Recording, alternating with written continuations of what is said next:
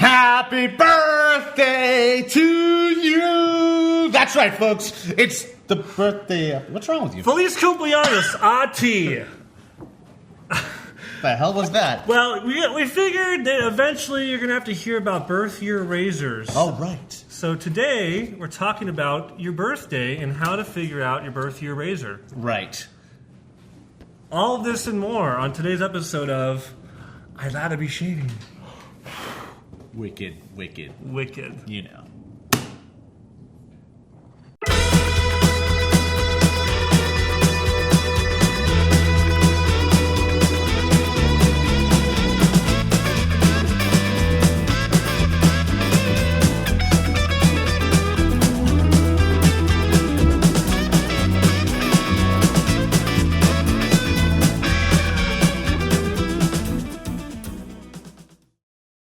Well, after our balloon party, we thought we'd get down to business and talk about how to identify Balloon animals!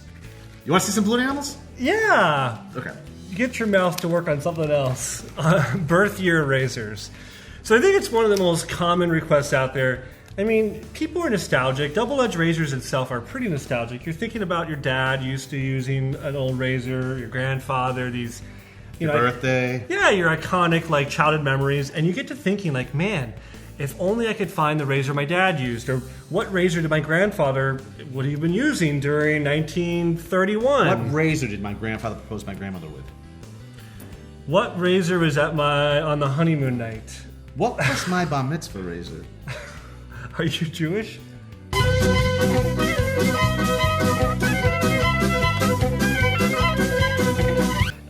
One of the most common requests we get is about how to figure out what year. We're going to talk primarily about Gillette because they're one of the only companies that really did a very good job of dating their razors, and I think they're one of the most popular double-edged razors out there because they kind of invented the double-edged blade. So kind of to break it down really, really simple and easy, Gillette, Doug was like, man, give me the Gillette hacks, how to figure out razor years. Well, I thought you, the viewer, would appreciate a true Gillette hack, something you can use in the wild. If you're at an antique store. I mean, yeah, you could Google on your phone, but there's some quick and dirty razor dating hacks. That was my nickname in high school.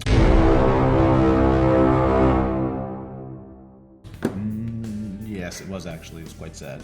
No one knew what the hell he was talking about at the time. So, in general, I'll give you the very, very brief synopsis of Gillette date codes. If it has a comb guard, if it's an open comb razor, that is really going to probably be in the 1904 to 1939 era, 1938 era. So basically the first 35 years of Gillette company history. And those are all going to be razors that have a serial number that is usually on the guard of the razor, or it's on the barrel that actually goes up into the handle. Yeah. And so either one of these places would be a good indication of a serial number. So that would actually translate to the Gillette date codes chart, and you can actually figure out exactly what year it's out. And now you're going to know the number in production of what that model was. So okay, that was 734,372, for instance, 6 digits. This is not the quick and dirty, man. I don't even know what the hell you're talking about. I'm getting there. Go on. Okay. So if it has a comb guard, it's going to be from the first 35 years of company history, 1904 to 1930, 31. Okay. All right. There's a really interesting period of time between 31 and 51 that no serial numbers, no date codes, nothing was being done. And that is going to be kind of a nebulous. There's going to be some little features on the razors. Okay, if it has triangle guards, if it's a butterfly razor, if it's notched, non-notched. These are a little bit more dicey between 31 and 51 to kind of identify. Like my bedpost in college. Yes. Now, fortunately, during that same period of time, in 1930, Gillette started using a date code system.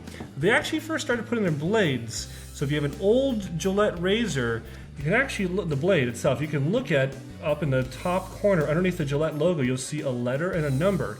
So letter A started in 1930, and then the number over here on the right-hand side is going to be the quarter. First quarter, second quarter, third quarter, fourth quarter of the fiscal calendar Julius Caesar year. JC. Who's in the house? JC, tell me who's in the house. JC. Yeah. So sometimes if you find an original set that actually has the original blades, the blades can help you identify when that razor set came out, even though there's no other serial number or day code. Talking about the first 30 years. Yeah, no, from 31 to 51. 31 to 51, okay. You can actually look at the blades, if it's part of the original set, to date the set itself. Okay. But the razor is going to have no day codes. Now, Gillette did do a really kind of odd thing in 1950 with the letter V, like Victor, coming out onto razor handles. There were some weird aristocrats that have V, some weird super speeds, but really, formal date codes start again in 1951. That's going to be with the letter W. So you'll see that on the bottom of these guards, on the bottom of the blade tray, the bottom of the head, up in the top right corner, top left corner, you're going to see the same letters that you see on the blades. So that same date code system that they were using for quality control on blades now started making their way onto razor handle production. That's going to be letter W. So if you add, they went through the entire alphabet, but they skipped some letters here and there. The number one letter that they used very, very briefly was Q, and I think primarily that's because Q looks like the letter O. Kind of hard to differentiate the two, letter Q, letter O. And then there was another really random year, 1971, where there's two R's on the bottom of it, RR. Like railroad, I don't know. Jim Morrison died that year. Come on, come on, come on, come on, now touch me, babe. But in general, one really cool thing you can do, if it is a date-coded razor, which now are going to be more of the razor with the solid guard on it, no longer combs, really the solid guard razors, you can say, okay, well, if I know that 1951... Oh, this is good. This is a good one. This is the good one. I've been waiting for this one. Go on. Sorry, we had to get up to speed here, chronological order and stuff. Super speed. Yeah, super speed.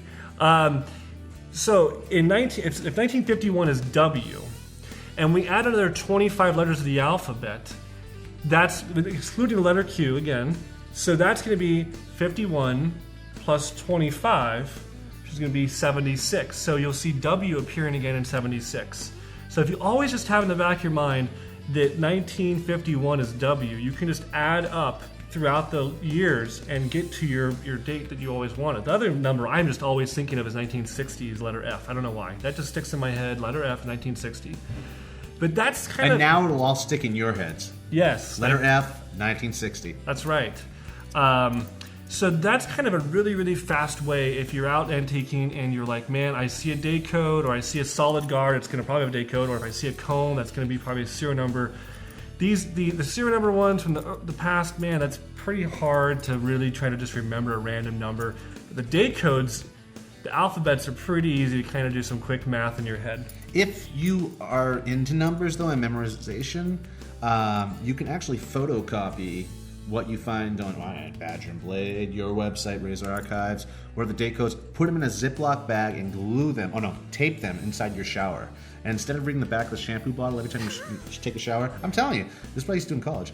Not with Blade or Razor codes, and you can memorize these things over a period of time. Or you could always remember 1930 is letter A and then add 25 letters again to that. So Giving you F, which is 1955 would be A again. So that's the hardest thing, is to know, okay, if it is going to be repeated, where is it exactly in the history? Quick and dirty. Quick and dirty.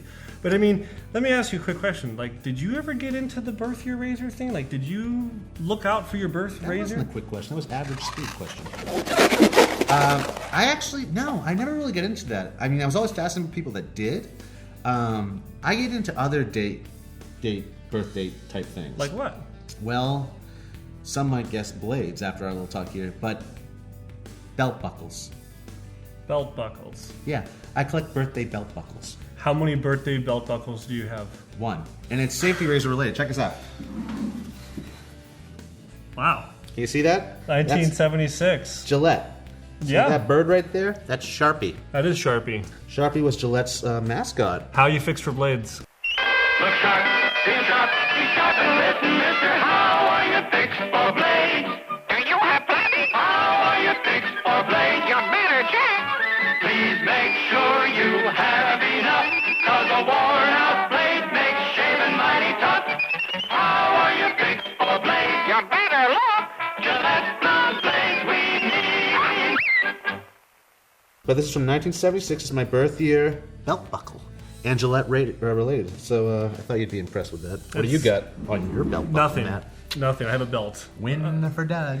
Now, interestingly enough, we're all into double-edged razors, but a lot of people don't realize that Gillette was still using this Dayco system even on their cartridge handles all the way up until, I think, the early 2000s. So if you have a birth year that is in the late 80s, early 90s, after double-edged razors went away, you can still get a birth year razor from Gillette, like a Sensor or Mach 3. They were putting day codes on this, and it's the same system started way back in 1930. It's pretty crazy. It is pretty crazy. And again, it's all for quality control, production, figuring out, okay, if we made this lot of razors and there's a problem with it, we can figure out when it was made. I respect that. So that's the quick and dirty method. Of doing date codes. I think now it's going to be some kind of challenge involving Balloons. or birthday cake, Static electricity, maybe. or something involving birthdays. Happy birthday. Happy birthday. Awkward. Well, folks, you've heard of Pin the Tail on the Jackass. This is our version, our I'd Rather Be Shaving version of Pin the Tail on the Donkey. Classic party game. We have Matt tied up, well, his eyes tied up, well, blindfolded. We will be spinning Matt, and then he has to pin the tail on. King Gillette. That's right. Which, funny enough, I mean, his image is on all the blades, and people know the blades, and the day code system was from the blade. So I mean, like, Yeah, Matt, that's real funny. Anyways, typically he has a mustache, as you all know. Matt will be rectifying what has. Well, let's just play the game. Spin, Matt. I'll tell you when to stop.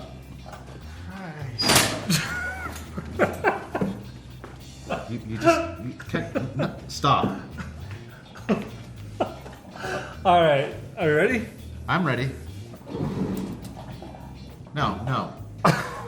Oh, my. Sorry. You seem further away than normal. I'm over here. That's the board. Okay. Okay, so this is a board. Hold on, I'm trying to get Are proportions. you going for the big stash, eh? Well, this is worth 1 point. This is worth 2 points. I figure Turn this- away. Don't turn away. Okay. If this is the board, I'd say there. All right. And then his smaller mustache. I do the same one now? Yeah. Okay.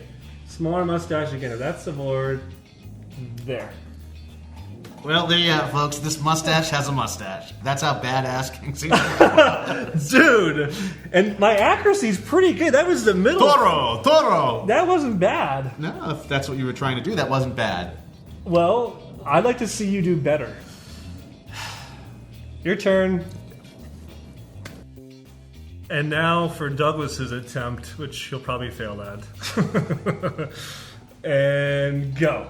Spin around. Campfirewood. With your dumb glasses. Over your Oh, am bandana. I wearing my glasses? Sorry.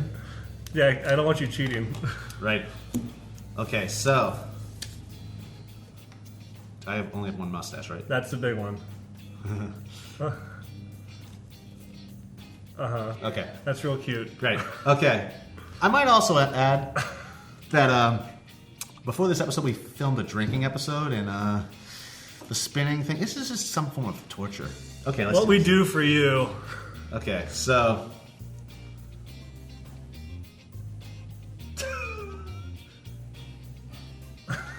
Hi. Oh, really? You got it at an angle. Point straight at me. It's for the camera angle. Yeah, you're feeling where the picture line is. Yeah. No, that's not the rules. It's not a blind stab. Yeah, it is. I did a blind stab.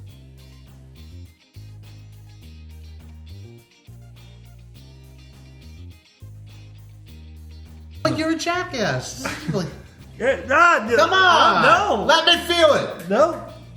I heard snapping. If you keep on doing that, you're changing the rules. No, I just. You're gonna Shut up. get a protractor for Christ's sake.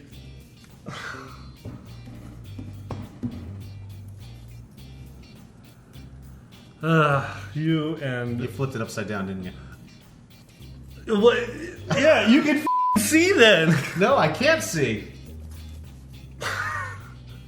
Oh wait, am I supposed to remove the other mustache so I don't know where it is? You shouldn't even know where the other mustache is to remove it. I just touched it. Is that a real bandana? No, it's a Sears bandana. Take the other mustache off now so I can put this one on there without you accusing. Nope. But aren't we supposed... Marissa! Nope. We left Matt's both on. Yep. Yeah, but... Okay. Come on, 81. I didn't know that you were allowed just to feel this out. What are you, like a blind person? Oh my god. That's the sound of defeat right there, ladies and gentlemen. Yep, that's the sound of defeat, alright. Well, you can see just who is closer through the process of cheating. That was no cheating here. Yes, well, let's let the viewers decide who exactly was cheating here. Using, like, a blind man's feel it out method. Doug won, Matt. Yeah. I guess it'll make the total me like 75, you like 20, because I beat you like in every episode. Please, folks, in the comments below, you decide who won this one. But, as with our last few episodes, we'd like to have a weekly giveaway. That said, comment below, like, subscribe, and you will automatically be entered in our giveaway for a shaving soap and aftershave. That's like, comment, and subscribe. Thank you, good morning, have a great day, have a great shave. This has been Douglas Smythe from Lather Shaving, and... Matt Pisarcik and... King Gillette, signing off. Good night. What?